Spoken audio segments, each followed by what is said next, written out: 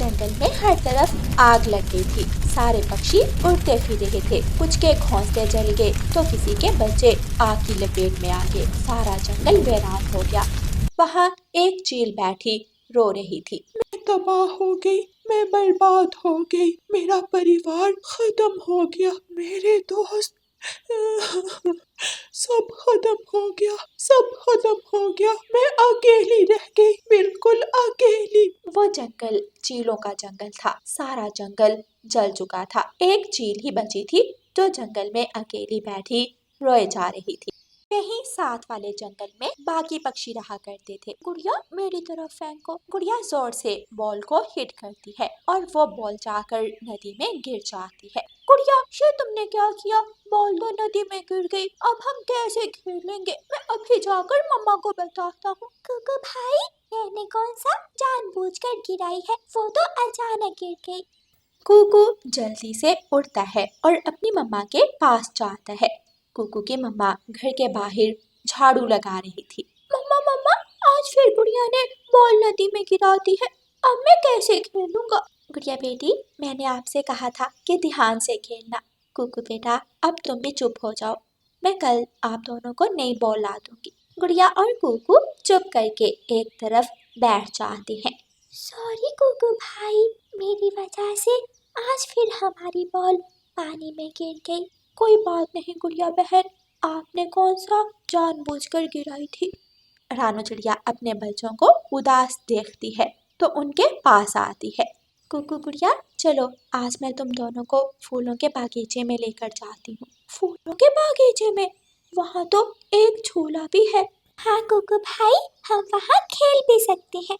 वो सब फूलों के बागीचे की तरफ चले जाते हैं। रानू चिड़िया एक टोकरी भी साथ ले जाती है। गुड़िया और कुकू वहाँ खूब एंजॉय करते हैं। गुड़िया झूले पर बैठती है और कुकू उसे झूला देता है। थोड़ी दूर गुड़िया को झाड़ियाँ हिलती हुई महसूस होती हैं। कुकू भाई, वहाँ कुछ था। मम्मा मम्मा, इधर आए।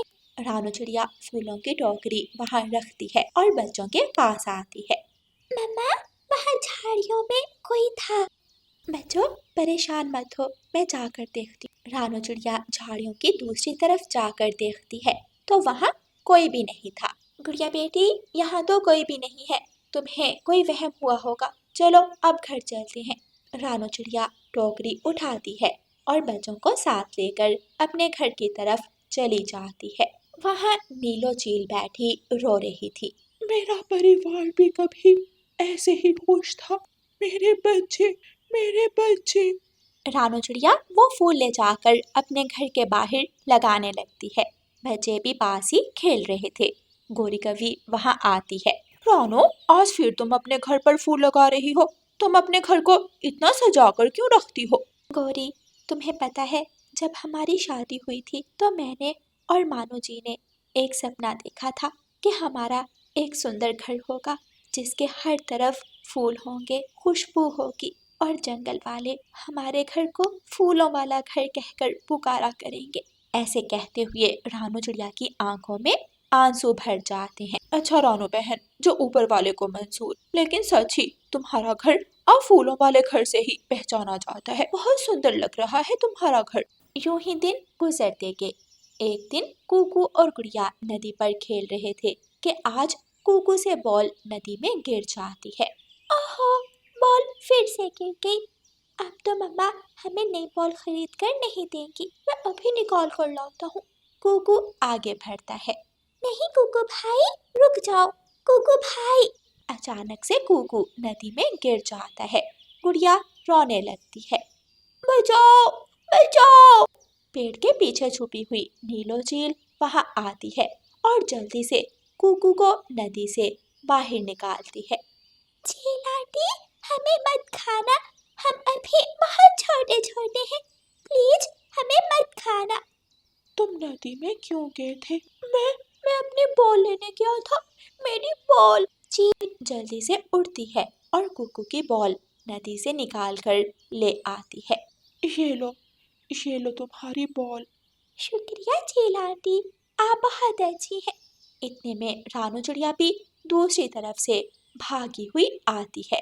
हट जाओ, हट जाओ यहाँ से, मेरे बच्चों को कुछ मत कहना। दुष्ट चील, चली जाओ यहाँ से, वरना मैं तुम्हें मार डालूंगी। बच्चों, मेरे पीछे छुप जाओ। मम्मा, मेरी बात सुने, चलो यहाँ से जल्दी। रानो चिड़िया अपने बच्चों को लेकर वहाँ से तेजी से उड़ जाती है। घर पहुंचकर गुड़िया सारी बात अपनी मम्मा को बताती है।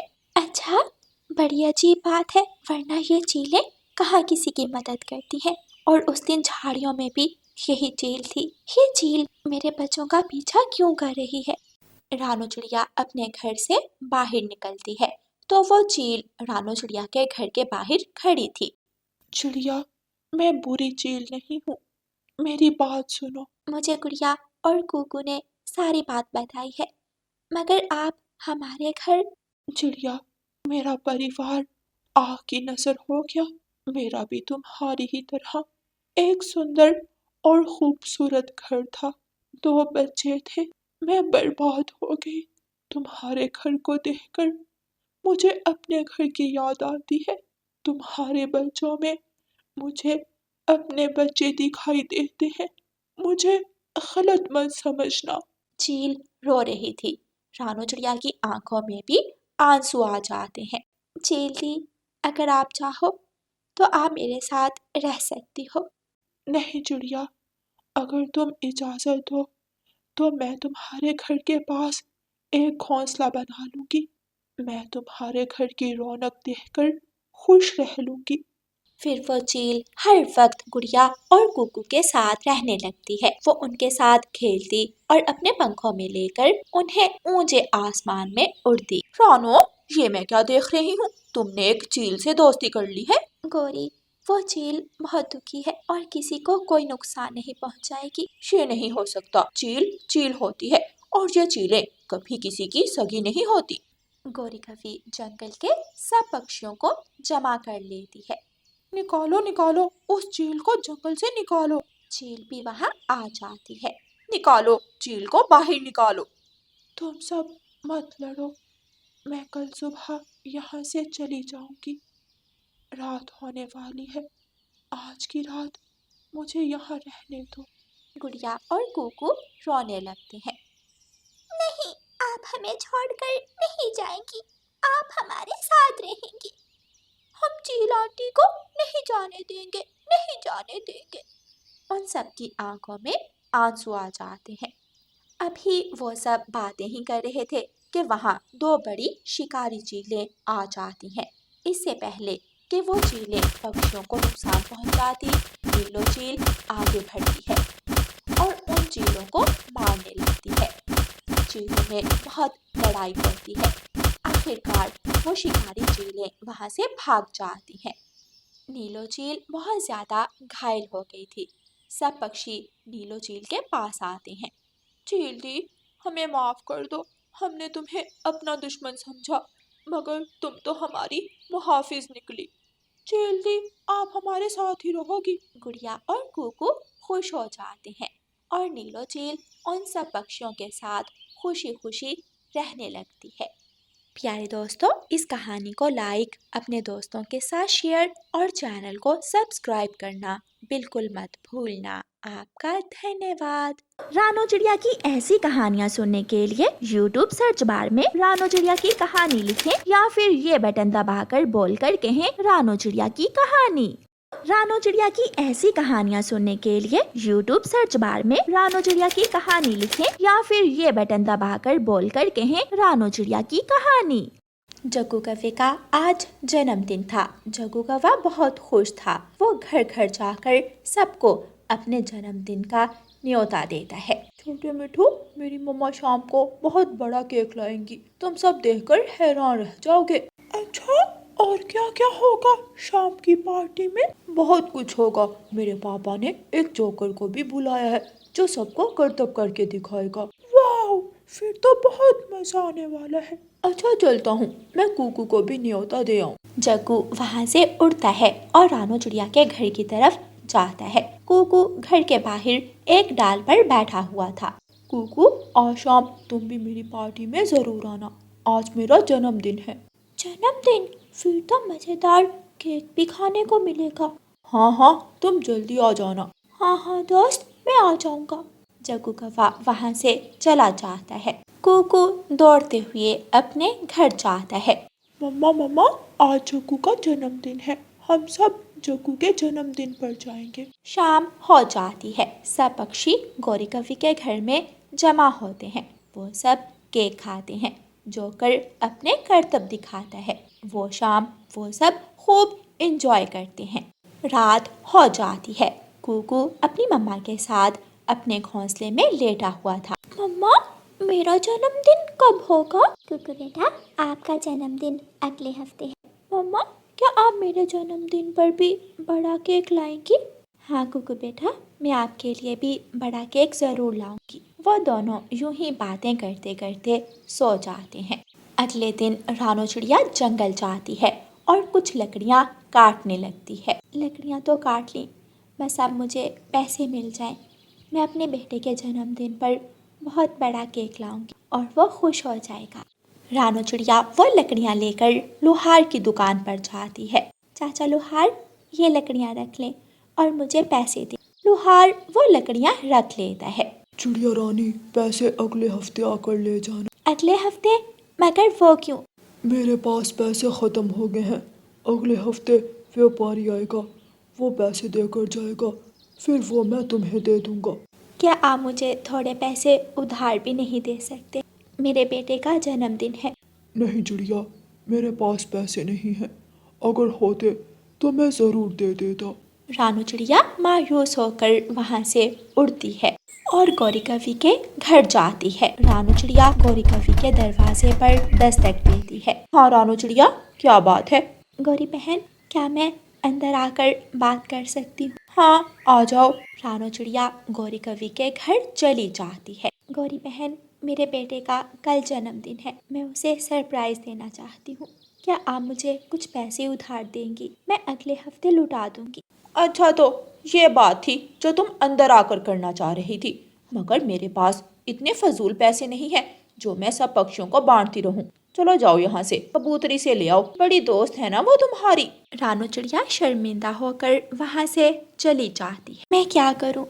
मैंने कुकू से वादा किया है, अगर मैं अपने बेटे के लिए केक ना ले जा पाई तो मेरा बेटा उदास हो जाएगा। रानो चिड़िया कबूतरी के घर जाती है और दरवाजे पर दस्तक देती है। रानो चिड़िया, तुम आओ आओ, अंदर आ जाओ। कैसी हैं आप? मैं ठीक, तुम सुनाओ, कहाँ मसरूफ़ रहती हो आजकल? बस सारा दिन कामों में ही उलझी रहती हूँ। मैं आपके पास एक काम से आई थी। क्या काम? मुझे कुछ पैसों की ज़रूरत है, मैं अगले हफ्ते लौटा दूँगी। क्या? रानो, मैं तुम्हारी मदद ज़रूर करती, मगर 2 दिन से कबूतर जी का काम भी बिल्कुल बंद पड़ा है। मेरे पास तो पैसे बिल्कुल भी नहीं हैं। रानो चिड़िया वापस अपने घर आ जाती है। यहाँ कौन किसी के काम आता है, और एक गरीब को कर्ज देते हुए तो सब डरते हैं कि ना जाने वो लुटाए या ना लुटाए। कुकू भी खेलने के बाद घर आ जाता है। माँ, मैंने अपने सब दोस्तों को बताया है कि कल मेरा जन्मदिन है और मेरी मम्मा बहुत बड़ा केक लेकर आएंगी मेरे लिए। माँ, आप लाएंगी ना? हाँ कुकू बेटा, मैं लाऊंगी। मैं अपने बेटे के लिए केक ज़रूर लाऊंगी। कुकू खुश हो जाता है। कुकू बेटा, ले, आप दाना खा लें। कुकू दाना खाता है और फिर से खेलने के लिए निकल जाता है। अब मैं क्या करूं? कहाँ से लाऊं पैसे? रानो चिड़िया अपने घर से निकलती है और जंगल में इधर उधर उड़ने लगती है। एक जगह बूढ़ी चिड़िया बैठी हुई थी। वो रानो चिड़िया को आवाज़ देती है। रानो चिड़िया वहाँ जाती है। जी माँ जी। रानो बेटी, मैं सुबह से देख रही हूँ, तुम बहुत परेशान लग रही हो, क्या कोई मसला है? रानो चिड़िया सारी बात बूढ़ी चिड़िया माँ को बताती है। रानो बेटी, मैं अब बूढ़ी हो गई हूँ, मैं अब केक तो तुम्हें बना कर नहीं दे सकती, मगर मैं तुम्हें केक बनाने का तरीका बता सकती हूँ। क्या सच में? क्या सच में आपको केक बनाना आता है? हाँ बेटी, मगर केक बनाने का सामान वो सब मेरे घर में पड़ा हुआ है, तुम फिक्र मत करो, कल तुम आना, और केक बनाकर ले जाना। रानू चिड़िया बहुत खुश होती है और खुशी खुशी अपने घर चली जाती है। अगले दिन रानू चिड़िया और कुकू अपना घर बहुत अच्छे से सजाते हैं और रानू चिड़िया केक बनाने के लिए बूढ़ी चिड़िया माँ के घर चली जाती है। रानू चिड़िया बूढ़ी चिड़िया माँ की रेसिपी से केक बनाती है। शुक्रिया माँ जी, मैं आपका ये एहसान कभी नहीं भूलूंगी। रानू चिड़िया वो केक लेकर अपने घर आ जाती है। शाम हो जाती है, सब पक्षी जमा हो जाते हैं और कुकू की बर्थडे को एंजॉय करते हैं। कुकू आज बहुत खुश था। प्यारे दोस्तों, इस कहानी को लाइक, अपने दोस्तों के साथ शेयर और चैनल को सब्सक्राइब करना बिल्कुल मत भूलना। आपका धन्यवाद।